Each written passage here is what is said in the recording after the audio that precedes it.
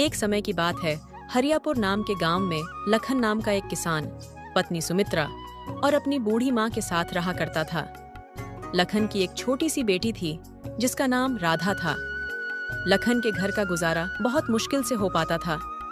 लखन के पास एक छोटी सी जमीन थी जिस पर वह सब्जियों की खेती किया करता था और सब्जियां तैयार हो जाने के बाद उन्हें गांव के बाजार में बेच आया करता था। लेकिन उस गांव में सबसे बड़ी समस्या थी पानी की। लखन को पानी के लिए गांव के जमींदार पर निर्भर रहना पड़ता था, क्योंकि लखन के पास अपना कोई कुआं नहीं था। वह अपने खेतों की सिंचाई जमींदार के कुएं के पानी से किया करता था।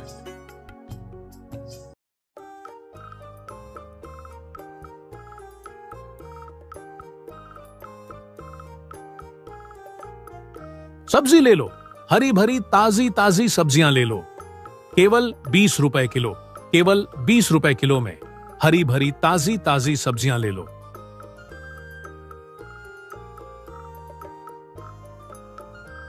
अरे लखन बेटा, कैसे हो? घर में सब ठीक तो है ना? और राधा बिटिया कैसी है?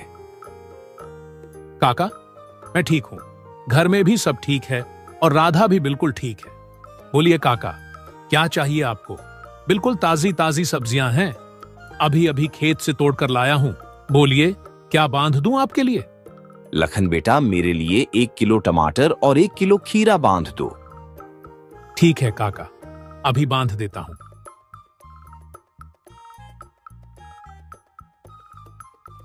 अच्छा लखन बेटा, मैं चलता हूं, ध्यान रखना अपना। ठीक है काका, आप भी अपना ध्यान रखना और काकी को मेरा नमस्ते कहना।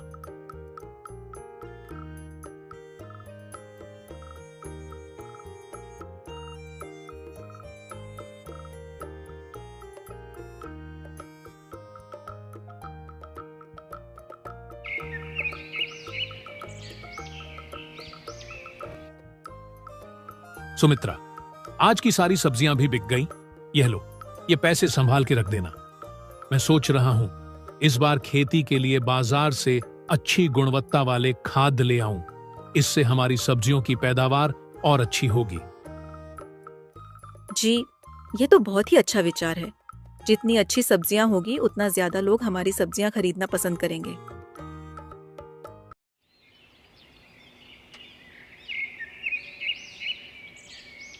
एक दिन लखन अपने खेतों में काम कर रहा था। तभी वहां पर जमींदार दयानंद आता है और लखन से कहता है, लाखन भाई, कैसे हो? खेतों का काम कैसा चल रहा है? मैं ठीक हूं दयानंद जी, और खेतों का काम भी ठीक चल रहा है। मैं यह कह रहा था लखन भाई कि मैं तुम्हें बहुत सालों से अपने कुएं से पानी दे रहा हूं, पर इस साल मैं तुम्हें अपने कुएं से पानी नहीं दे पाऊंगा। पर क्यों दयानंद जी, मुझसे कोई भूल हुई है क्या? नहीं लखन भाई, वह बात नहीं है। दरअसल तुम्हें तो पता ही है ना कि इस साल कितनी गर्मी बढ़ी है। इस साल की गर्मी ने तो सारे साल का रिकॉर्ड ही तोड़ दिया है। मेरे कुएं का पानी दिन प्रतिदिन सूखते जा रहा है, और अगर ऐसे में मैं तुम्हें भी पानी देता रहा तो आगे आने वाले दिनों में मेरे खुद के लिए भी पानी नहीं बचेगा। इसीलिए मैं अब तुम्हें पानी नहीं दे पाऊंगा, तुम अपना देख लेना। आप मेरे साथ ऐसा क्यों कर रहे हैं दयानंद जी? ऐसा मत करिए। भला मैं कहां से पानी लाऊंगा? इतने सालों से तो मैं आपसे ही पानी ले रहा हूं, और अगर आपने अब पानी देना बंद कर दिया तो बिना पानी के मेरे खेतों की सारी सब्जियां सूख जाएगी। दयानंद जी, ऐसा मत कीजिए। देखो लखन, मैं भी मजबूर हूं। इस गर्मी ने सबकी हालत खराब कर दी है। मैं कुछ नहीं कर सकता, तुम अपना देख लेना।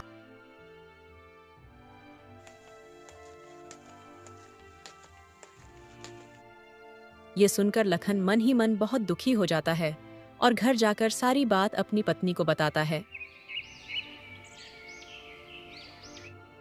ये क्या हो गया भाग्यवान? अब यह कौन सी नई विपदा आ पड़ी है? अब हमारे घर का गुजारा कैसे होगा? बिना पानी के हमारे खेतों की सिंचाई कैसी होगी? हे प्रभु, आप तो सब देख रहे हैं ना। अब आप ही कुछ हमारी मदद करो प्रभु, हम बड़ी दुविधा में हैं। लखन जी, आप चिंता मत कीजिए। एक बार मैं दयानंद जी से बात करके देखती हूँ। यह कहकर सुमित्रा जमींदार से मिलने उनके घर की ओर निकल पड़ती है।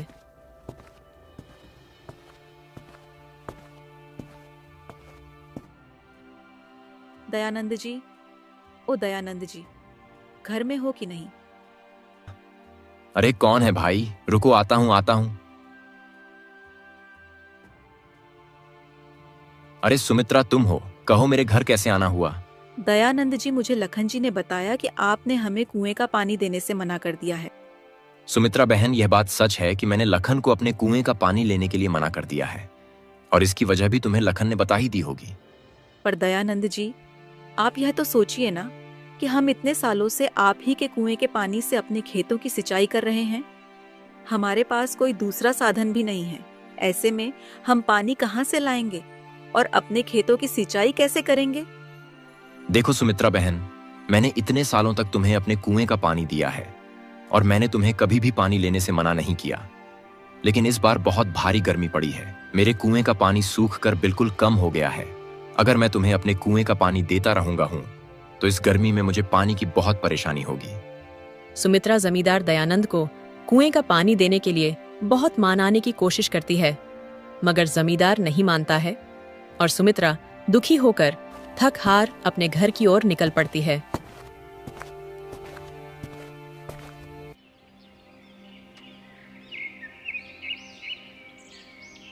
क्या हुआ सुमित्रा? जमादार जी ने क्या कहा? लखन जी, जमींदार जी ने पानी देने से मना कर दिया। वह कह रहे थे, अगर मैं तुम्हें पानी देता हूँ तो मुझे गर्मियों में बहुत परेशानी होगी। पानी के बिना क्या होगा भाग्यवान? हमारे सारे खेत तो सूख जाएंगे। दोनों पति पत्नी इस बात से बहुत दुखी थे। लखन को तो आज रात बिल्कुल नींद ही नहीं आ रही थी। वह बस अपने खेतों के बारे में ही सोच रहा था। सोचते सोचते लखन को एक विचार आता है।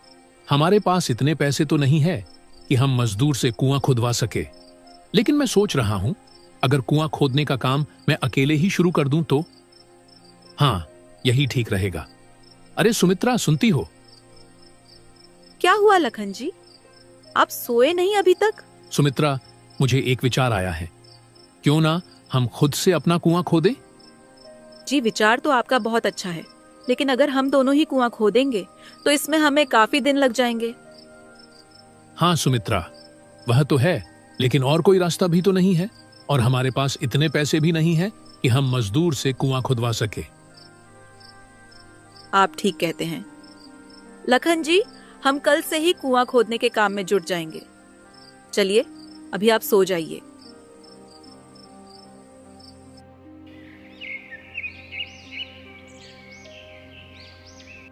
अगले दिन दोनों अपने खेतों के पास जाते हैं और वहां पर कुएं खोदने का काम शुरू कर देते हैं।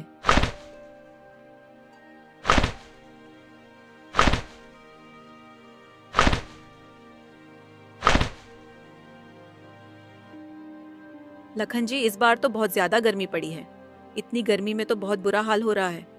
बार बार प्यास लग रही है। हाँ सुमित्रा, पर हमें धैर्य से काम लेना होगा। माना कि इस साल गर्मी बहुत ज्यादा है, लेकिन हमारे पास बस एक यही रास्ता है। इतना कहकर दोनों फिर से कड़कती धूप में कुएं खोदने का काम शुरू कर देते हैं। 15 दिन की कड़ी मेहनत के बाद आखिरकार कुआं तैयार हो जाता है। लेकिन इस बार इतनी कड़ी गर्मी पड़ी थी कि इतनी गहराई तक कुआं खोदने के बाद भी कुएं में एक बूंद पानी नहीं था। ये देख लखन और सुमित्रा बहुत निराश हो जाते हैं। निराश मन से दोनों घर आ जाते हैं और अपनी आंगन के पेड़ की छांव में बैठकर आराम करते हैं।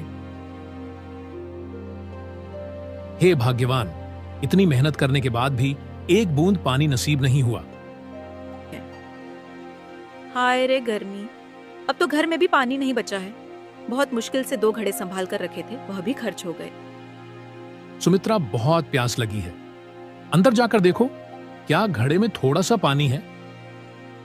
हाँ ठीक है, अभी देखती हूँ।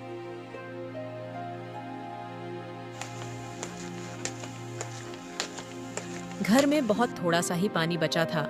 सुमित्रा पानी का ग्लास लेकर बाहर आ जाती है। बेटा, क्या थोड़ा सा पानी मिलेगा? बहुत प्यासा हूं, गला प्यास से सूखे जा रहा है। दूर दूर तक कहीं पानी नहीं दिखा। सुमित्रा और लखन साधु की ऐसी हालत देखकर उन्हें पानी दे देते हैं। मुझे माफ करना बाबा, हम गरीबों के पास इतना भी नहीं है कि पानी के साथ आपको कुछ मीठा दे दे। बस एक यही पानी है, आप इसे पीकर अपनी प्यास बुझा लीजिए। बेटा, मेरे लिए बस यही पर्याप्त है। प्यासे गले को किसी मिठास की नहीं बल्कि बस पानी की ही जरूरत होती है।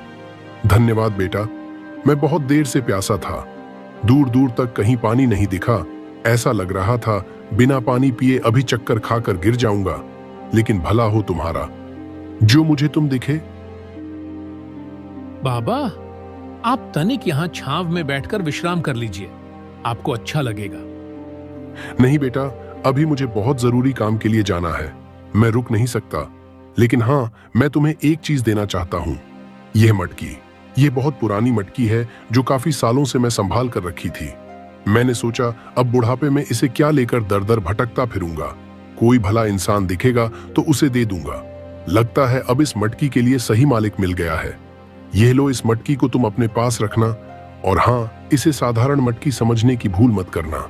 इस मटकी में तुम कोई भी ऐसी चीज डाल सकते हो जिसकी तुम्हें सबसे ज्यादा जरूरत है। अच्छा बेटा, तो मैं अब चलता हूं। इतना कहकर साधु वहां से चले जाते हैं। सुमित्रा बाबा ने कहा, इस मटकी में वही चीज डालना जिसकी तुम्हें जरूरत है। अभी तो हमें पानी की जरूरत है, लेकिन इस मटकी में डालने के लिए हमारे पास पानी नहीं बचा है। रुकिए, मैं देखती हूँ। इस ग्लास में थोड़ा बूंद पानी का बच्चा है, क्यों ना यही डालकर देखा जाए। सुमित्रा ग्लास में पड़े पानी की कुछ बूंदें घड़े में डालती है और देखते ही देखते घड़ा पूरी तरह पानी से भर जाता है। यह देखकर सुमित्रा और लखन आश्चर्यचकित हो जाते हैं। देखिए लखन जी, यह तो एक जादुई घड़ा है। देखिए इसमें कितना सारा पानी है। हाँ सुमित्रा, यह सब प्रभु की ही कृपा है। आपका बहुत बहुत धन्यवाद प्रभु। इस संकट की घड़ी में आप हमारे द्वार पर आए और हमारी मदद की।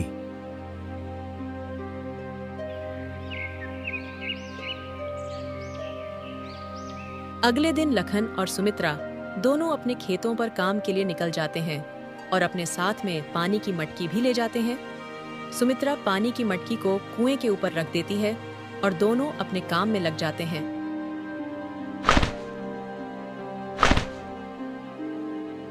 कड़कती धूप में काम करने के बाद लखन को प्यास लग जाती है और वह सुमित्रा से कहता है, सुमित्रा, जरा मटकी में से थोड़ा पानी तो लाना, बहुत प्यास लगी है। ठीक है जी, अभी लाई। सुमित्रा मटकी में से पानी निकालती है। गिलास में से पानी की कुछ बूंदें कुएं में गिर जाती हैं और देखते ही देखते कुआं लबालब पानी से भर जाता है। यह देखकर सुमित्रा बहुत आश्चर्य में होती है और वह लखन को बुलाती है। अजी सुनिए, देखिए इधर यह क्या हुआ। अरे भाग्यवान, क्या हुआ है? आइए ना, देखिए ये कैसा चमत्कार है। हाँ भाग्यवान, आता हूँ। लखन जब कुएं के पास देखता है तो कुआं लबालब पानी से भरा था। ये देखकर लखन भी बहुत आश्चर्य में था। अरे सुमित्रा, यह तो चमत्कार ही हो गया। हमारे कुएं में पानी आ गया। अब हम अपनी खेतों की सिंचाई बहुत आसानी से कर सकेंगे। लेकिन सुमित्रा, मुझे लगता है इस खुशखबरी को हमें पूरे गांव में बांटना चाहिए, क्योंकि इस साल भारी गर्मी पड़ी है। लोग भी गर्मी से बहुत परेशान हैं, और खासकर इस गर्मी में पानी से। मुझे लगता है हमें लोगों को बताना चाहिए और उनकी पानी की जरूरत को पूरा करना चाहिए। हाँ, और अब इस गर्मी में हमें पानी की समस्या भी नहीं होगी। हाँ जी, आप बिल्कुल सही सोच रहे हैं। लखन अपनी कुएं की बात पूरे गांव वालों को बताता है। मेरे प्यारे मित्रों और भाइयों, मैं जानता हूं कि हमारे गांव में इस बार बहुत पानी की समस्या हो गई है। बहुत ज्यादा गर्मी पड़ने की वजह से कुओं पानी सूख गया है। इस समस्या का समाधान मैंने ढूंढ निकाला है। मैंने एक कुआं खोदा है और उसमें बहुत सारा पानी है, और मैं चाहता हूं कि मेरे साथ साथ आप गांव वासी भी उसे पानी का इस्तेमाल करें।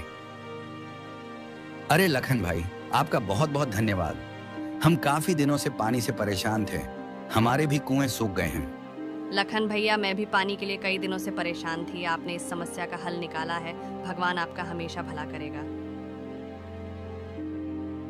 धीरे धीरे गर्मी बहुत बढ़ती जा रही थी।